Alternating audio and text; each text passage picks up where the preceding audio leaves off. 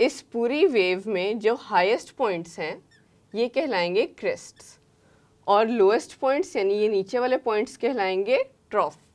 इसमें अब वेवलेंथ क्या है? Distance between crest and ट्रॉफ is called wavelength, यानी कि एक क्रेस्ट और एक ट्रॉफ के दरमियान का जो हिस्सा है ये वाला पार्ट, ये आपकी वेवलेंथ कहलाएगी। इसमें एक चीज़ जो कि इसमें डिफरेंस के लिए इम्पॉर्टेंट है वो ये है कि longitudinal waves moves faster through solids, यानी कि एज़ कम्पेयर टू लिक्विड और गैस। जब एक सॉलिड बॉडी में या एक सॉलिड किसी सब्सटेंस में लॉन्गिट्यूडनल वेव्स को हम प्रोपगेट करेंगे, बनाएंगे, तो वो फास्टरली बनेंगी, फास्ट बनेंगी एज़ कम्पेयर टू किसी लिक्विड या किसी गैसियस कंपाउंड के।